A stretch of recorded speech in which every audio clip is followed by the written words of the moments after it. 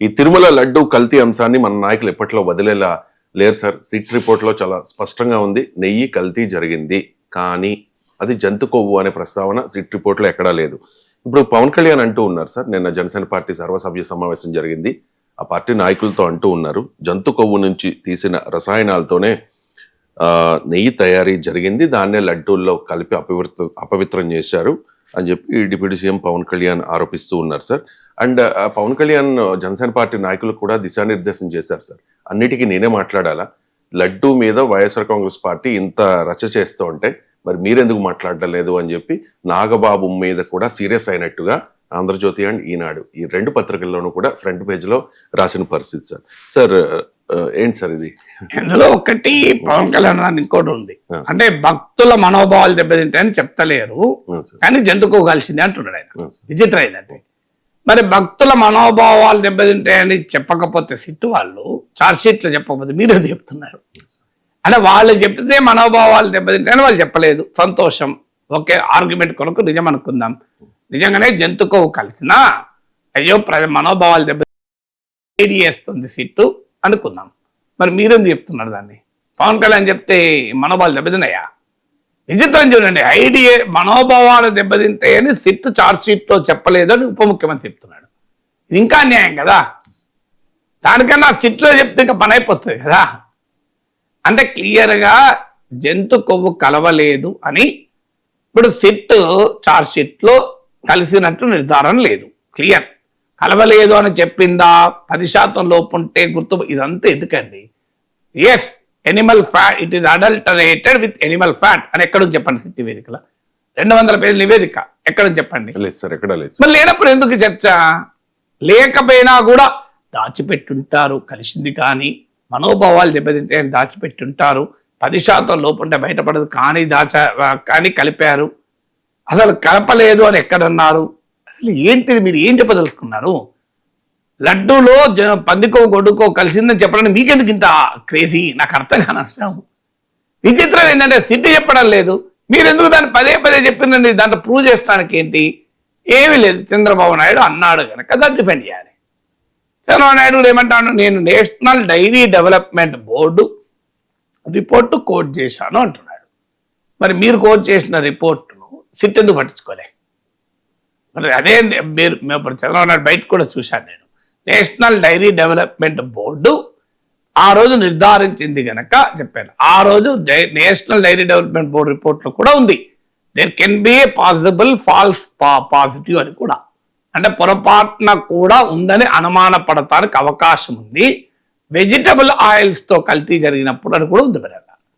కానీ ఆ false alarm అనేది చీఫ్ మినిస్టర్ పట్టించుకోలేదు, కలిసిందని చెప్పేసి చెప్పిన తర్వాత మరి అంటే చంద్రబాబు నాయుడు చీఫ్ మినిస్టర్ చెప్పింది సిట్ పట్టించుకోదా? సిట్ ఎందుకు ఇగ్నోర్ చేస్తుంది? సిట్ మళ్ళీ హర్యానాలోని మరో కేంద్ర ప్రభుత్వ సంస్థకి ఎందుకు పంపింది? దానికి ఆన్సర్ ఉండాలి కదా. నేషనల్ డైరీ డెవలప్మెంట్ బోర్డు చెప్పిందే ఫైనల్ అని ఎందుకు సిట్ అనుకోలేదు? మీరేసిన సిట్టే కదా. కేంద్రంలో ఉన్న సిబిఐ, ఎన్డీఏ ప్రభుత్వం, రాష్ట్రంలో ఉన్న ఎన్డీఏ ప్రభుత్వాల ప్రతినిధులే కదా సిట్లో ఉన్నది, వేరే వాళ్ళు లేరు కదా సిట్లో. అండ్ స్టేట్ పోలీసే కదా. మరి మన ముఖ్యమంత్రి చేసిన వ్యాఖ్యల్ని సిట్ ఎందుకు పట్టించుకోలేదు అనే క్వశ్చన్కి ఆన్సర్ ఉండాలి కదా. సో చాలా క్లియర్గా సమస్య ఏమైంది, కల్తీ జరిగిందనే చంద్రబాబు నాయుడు అనుండి కల్తీ జరిగిందనే సిట్ ఎస్టాబ్లిష్ చేస్తే వైసీపీ వాళ్ళు నోరు మూయించగలిగేవారు, వైసీపీ చాలా ఇబ్బందుల్లో పడేది. కానీ చంద్రబాబు నాయుడు ప్రదర్శించిన అత్యుత్సాహం వల్ల, పవన్ కళ్యాణ్ లోకేష్ ప్రదర్శించిన అత్యుత్సాహం వల్ల సెల్ఫ్ గోల్ అయింది. వాళ్ళు కల్తీ అని అనకుండా జంతు కొవ్వుతో కలిసి జరిగింది అని వాళ్ళు అన్నారు. చంద్రబాబు నాయుడు ఫస్ట్ అన్నాడు, దాంతో పవన్ కళ్యాణ్ లోకేష్ అందుకున్నారు. ఇప్పుడు అది నిరూపితం కాలే. నిరూపితం కాకపోయే వరకు ఫస్ట్ సుప్రీంకోర్టే ప్రశ్నించింది. ఏ నిరూపణ లేకుండా మీరు ఎలా ముఖ్యమంత్రి ఇలా మాట్లాడతాడు, కోట్లాది ప్రజల మనోభావాలు కదా అని సుప్రీంకోర్టు ఫస్ట్ తప్పు పట్టింది. తర్వాత ఇలా సిట్ నివేదికలో అది లేదు. లేకపోయే వరకు ఏమంటున్నారు, ఉన్నది అని ఎస్టాబ్లిష్ చేస్తారు. అంటే ఒక తప్పు జరిగితే దాన్ని సమర్థించుకోవడానికి 10 తప్పులు చేస్తున్నారు. సో ఫస్ట్ చంద్రబాబు నాయుడు ఏ ఆధారాలు సరిగా లేకపోయినా, ఒక రకంగా ఆధారాలు లేకపోయినా అన్నాడు. అన్నదాన్ని పవన్ కళ్యాణ్ లోకేష్ అన్నారు. దాన్ని సిట్ నివేదికలు లేకపోయే వరకు ఇప్పుడు మళ్ళీ డిఫెండ్ చేసుకోవటానికి జంతుకో కలిసింది. కానీ ప్రజల మనోభావాలు దెబ్బతింటాయని చెప్తలేము. ఇది విచిత్రం. ఆఖరికి అనుకూల పత్రికల్లో కూడా గొడ్డు కొవ్వు పందుకొని పతాక శీర్షికల్లో అక్షరాలు వేయించుకుంటున్నారు. అంటే ఇప్పుడు ఏంటి, గొడ్డు కొవ్వు జంతు కొవ్వు కలవలేదని వైసీపీ చెప్తోంది, కలిసింది అని కూటమి చెప్తోంది. ఎవరు తిరుమల లడ్డును అన్యాయం చేస్తారు, అప్రతిష్ట పాలు చేస్తున్నారు అనే ప్రశ్న వైసీపీ వాళ్ళు అడుగుతున్నారు. సరే, ఇప్పుడు వైసీపీ వాళ్ళకి అడ్వాంటేజ్ అయిపోయింది. వాళ్ళు అందుకే వాళ్ళు ఆ దేవాలయాలకు వెళ్ళి పూజలు చేస్తున్నారు. మేమేమో కలవలేదు అంటున్నాం, వీళ్ళు కలిసింది అంటున్నారు. కలిసినట్టు ప్రూఫ్ చూపెట్టడం లేదంటున్నారు. అని మరి ఇప్పుడు తిరుమల లడ్డు ఎవరు అప్రతిష్ట పాలు చేసినట్టు? ఇది వైసీపీకి అప్పర్ హ్యాండ్గా మారిపోయింది. వైసీపీకి ఎప్పుడైతే అప్పర్ హ్యాండ్గా మారిందో ఆన్సర్ లేకుండా పోయింది. ఇప్పుడు దాంతో గందరగోళం జరిగిపోతుంది. అంటే ఒక తప్పును సమర్థించుకోవటానికి మళ్ళీ తప్పులు చేస్తున్నారు తప్ప అక్కడికది క్లోజ్ చేసి ఎస్ మేము జంతు కొవ్వని ముఖ్యమంత్రి ఆ రోజు ఉన్న సమాచారం ప్రకారం అన్నాడు, కానీ సిట్లో మేము మాకు ఎవరిని అన్యాయం చేయాలని ఇంట్రెస్ట్ లేదు, వాస్తవాలు మీ ముందు చెప్పదలుచుకున్నాం, అందుకే జంతు కొవ్వు కలిసిందని నిర్ధారణ జరగలేదు. కానీ కెమికల్ సింథటిక్ గీ అయితే జరిగింది, దీన్ని సిట్ కూడా ఎస్టాబ్లిష్ చేసింది. ఇది వైసీపీ పాలనలో జరిగిందని ప్రశ్నించవచ్చు కదా.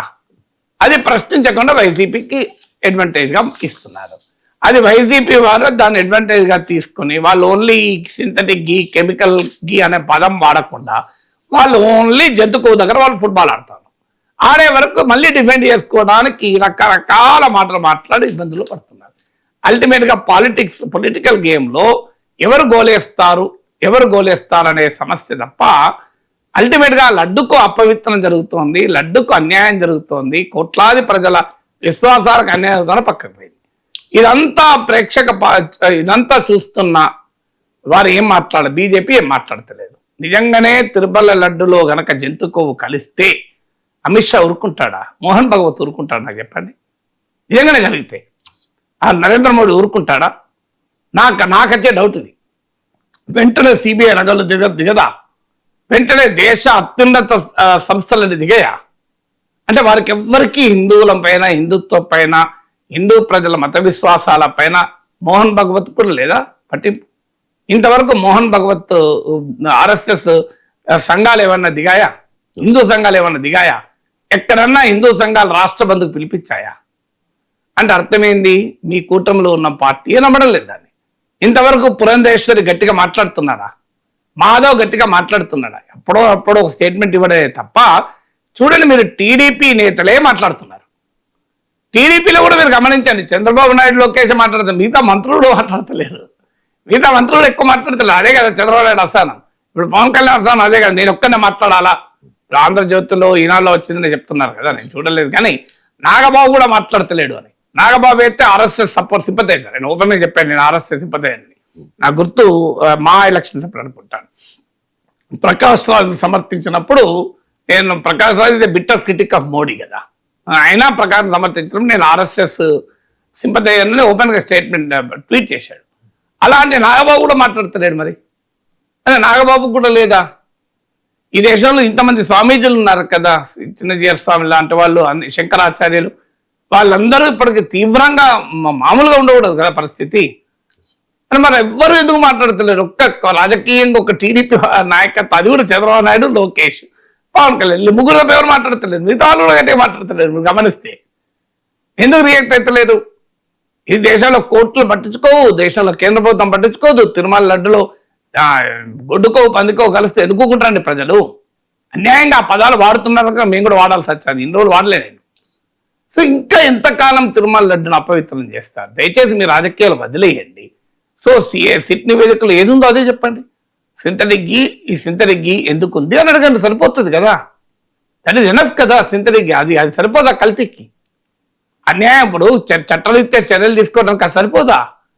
ఇప్పుడు చట్టరీత్యా జగన్ ప్రభుత్వంలో పనిచేసిన వారిపైన చర్యలు తీసుకోవడం ఇంట్రెస్ట్ కాదు, తిరుమల లడ్డులో జంతుకో కలిసిందని చెప్పడం ఇంట్రెస్ట్. ఇప్పుడు అంటే దీని రాజకీయం అందామా, దేవుని మీద భక్తి అందామా?